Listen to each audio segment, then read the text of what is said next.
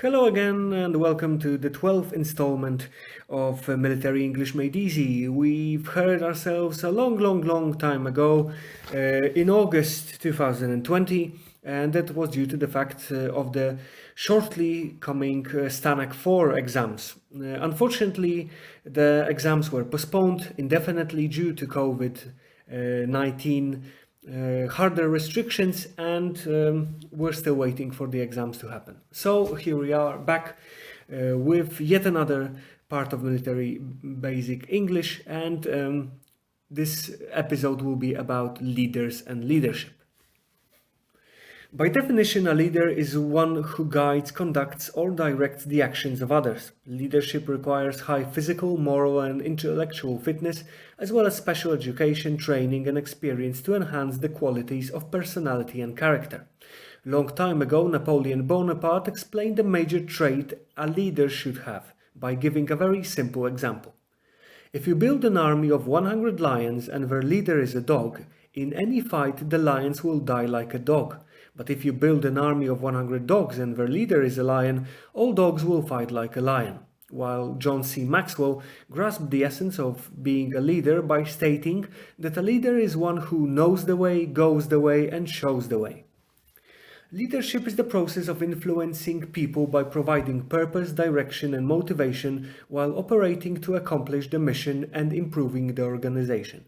Leadership is the capability of an individual to influence others to follow his instructions or orders.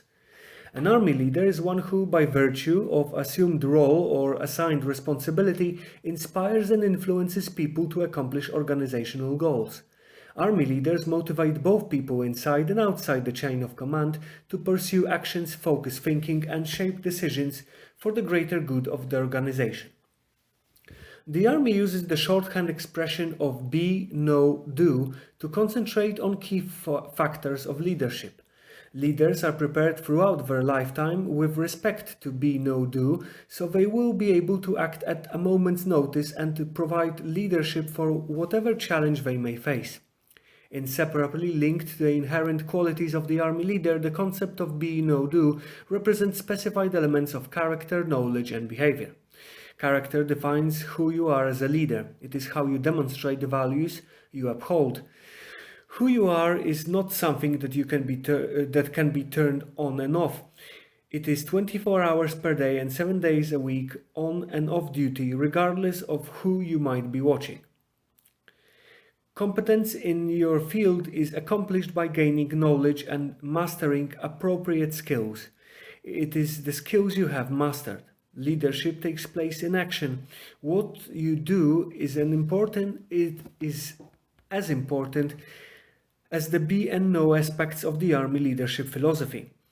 The way you carry out your decision determines your effectiveness as a leader. It demonstrates the concrete execution of leadership through operating actions.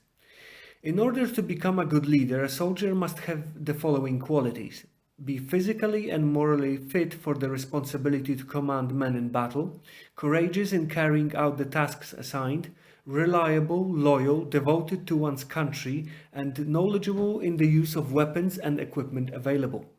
A strong body able to withstand the hardship and strain of command conditions is regarded as a basic requirement for military service, being an essential qualification for military leadership. A commander must be able to withstand fatigue, lack of sleep, and exposure to severe weather conditions while calmly making decisions on the actions the subordinates have to take in order to win victories in battle. An individual's moral fitness for the responsibility to give orders to men in battle is more difficult to measure than physical fitness. Military leaders must make life and death decisions on the battlefield, and these must be based on unquestionable honesty. A leader's moral qualities such as loyalty, honesty, reliability, courage, and devotion to one's country can only be evaluated through a review of previous conduct. A mutual relationship of loyalty between leaders and subordinates is manifested in a military organization. Loyalty up and down the chain of command means accomplishing orders irrespective of the dangers and risks involved in the decision being made, while showing concern for avoiding unnecessary casualties in pursuing victory on the battlefield. Another important quality of a military leader is reliability or trustworthiness, which assures those above and below him that they can rely on him doing his best in all armed conflict situations. Subordinates have to be confident that their leader will not unnecessarily expose them to deadly danger and will care for their survival and safety even when they are ordered to carry out missions involving great danger. The quality that allows a soldier to assume risks in combat in spite of the fear of being wounded or even killed in that of bravery. An important aspect per training to moral courage is assuming full responsibility for decisions and actions in the armed conflict situation when things go wrong. An individual's love for his country is patriotism. It is the character trait enabling soldier to endure the hardships and dangers of combat in the knowledge that the measure of greatness has been determined throughout history by devotion to one's country. The final factor in combat leadership is the combat leader's technical knowledge related to the use of weapons and equipment employed on the battlefield. When he directs an attack against the adversary, a leader must know the capabilities and limitations of the weapons under his command. He must know how to guide his troops in favorable tactical position to effectively conduct the firepower available to him. All of these defines what makes a leader, how leadership is learned and practiced in preparation for ultimate employment on the battlefield. The 5 military leadership styles are directing leadership, participating leadership, delegating leadership, transformational leadership, and transactional leadership. Directing leadership. The directing leadership style centers on the leader. He is the one who controls and directs his subordinates' every action. He does not demand and use any information from subordinates, but rather give detailed instructions on how, when, and where he wants an action to be taken. This style of leadership is particularly appropriate in the combat situations in which the leader does not have the chance to explain things or when subordinates lack combat experience. Participating leadership. The participating leadership is a democratic technique that focuses on both the leader and the subordinates. The leader actively asks his subordinates for information, suggestion, and recommendation, yet he is still the one making the final decision on what action must be taken and assuming responsibility for decisions and plans. The great advantage provided by this approach is the fact that the plan throughout and developed with the help of subordinates is regarded as their plan, which is a great incentive for full involvement in accomplishing the mission. Delegating leadership. The delegating leadership is the style of leadership in which the leader gives his subordinates free rein in solving issues and making decisions on their own. This style works well when the leader has highly qualified, experienced subordinates. While being very effective when working with senior NCOs, the leader must still provide the necessary resources as well as a clear understanding of his intent and mission.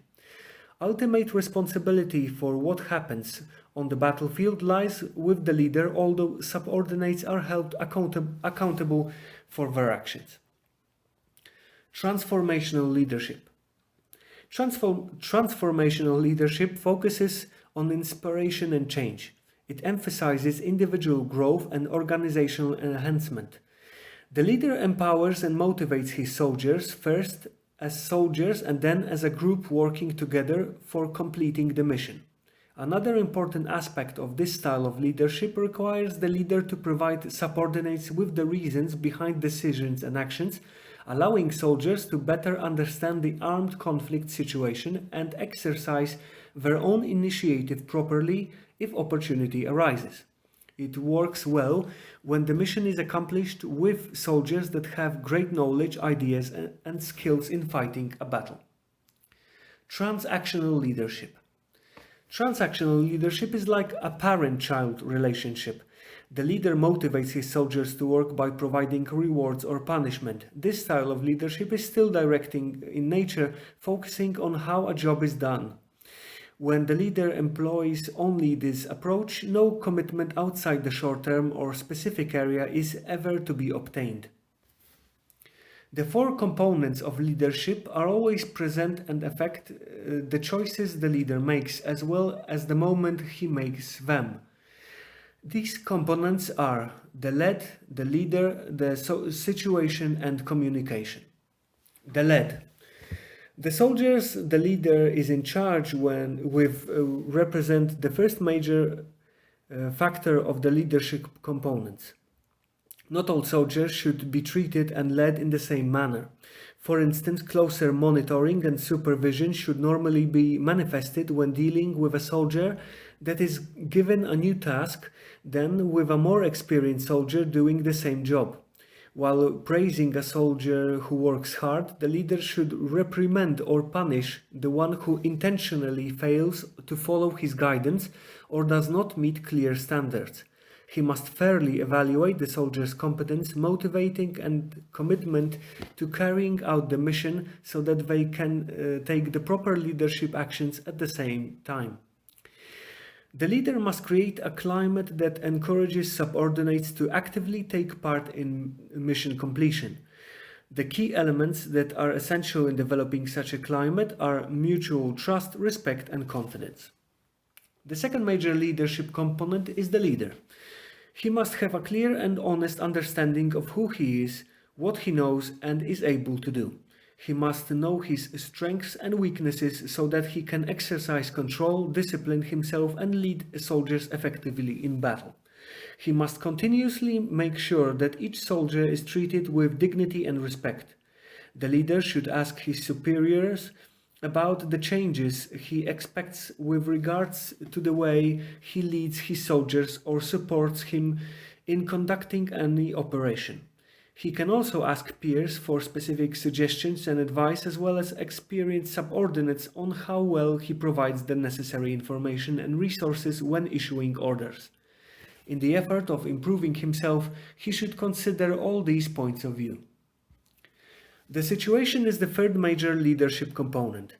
Not all situations are the same. The leadership actions that work well in one situation may not be suitable for any other situation. The leader should first consider the available resources and the factors of mission, like enemy, time, terrain, and troops available, before deciding on the kind of leadership action he should take.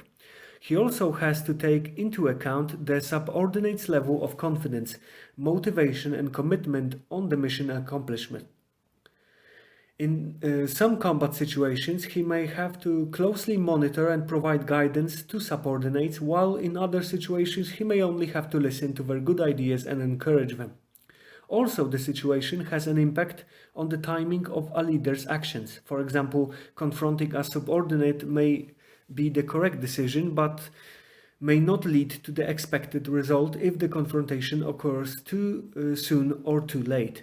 The leader must be skilled in judging the situation and in identifying the right time for taking the right action. In addition, if the leader takes a wrong action, he must admit making a mistake, analyze the situation again, take quick remedial action and move on. He should learn from his own mistakes as well as mistakes of others.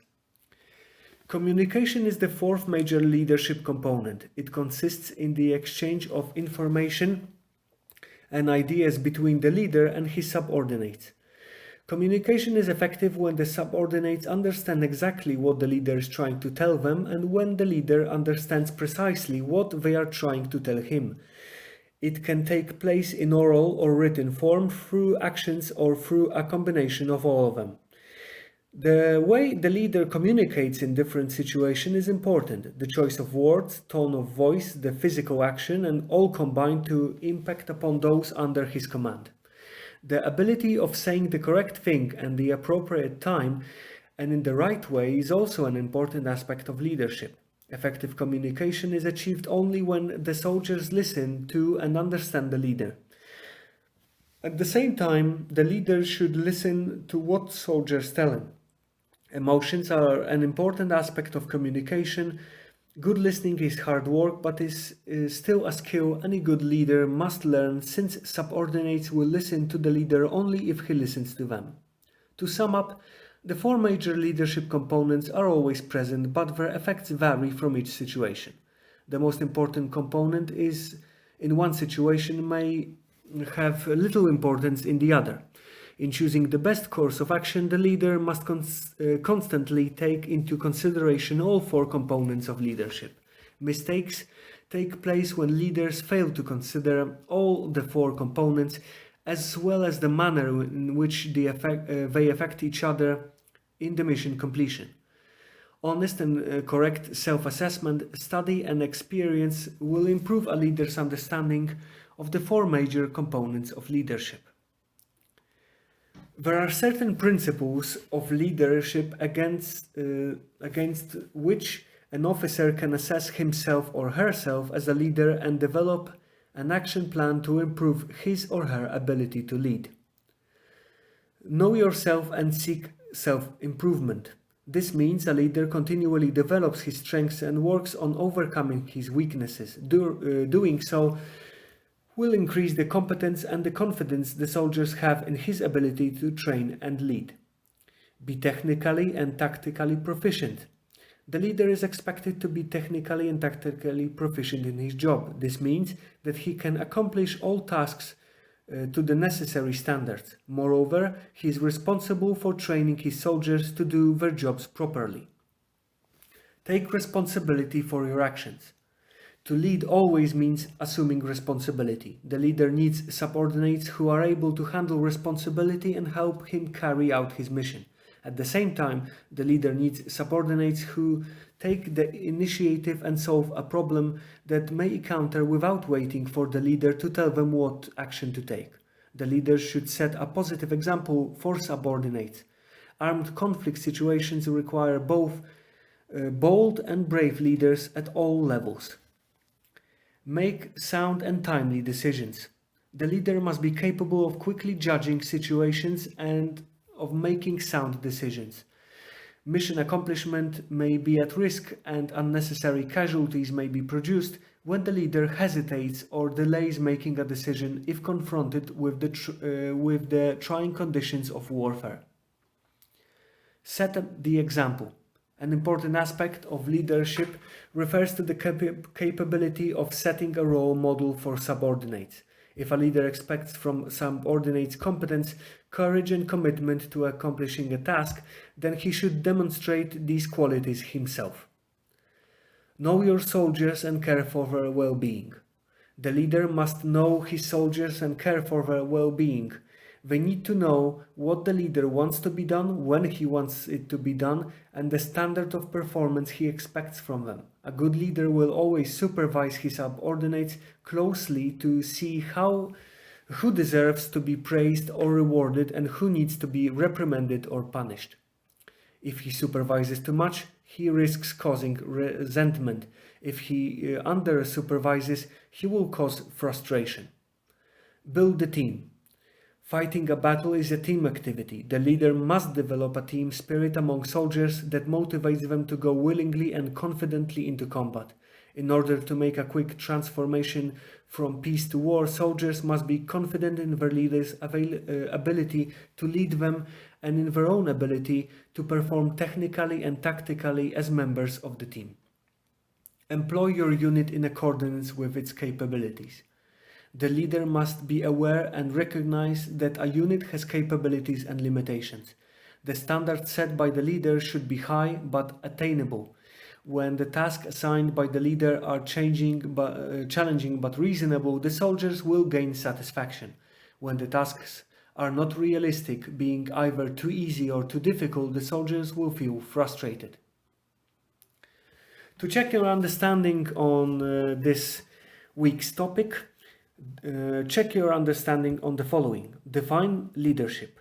Present the qualities a soldier must have in order to become any army leader. What are the 5 military leadership styles? Mention the leadership components.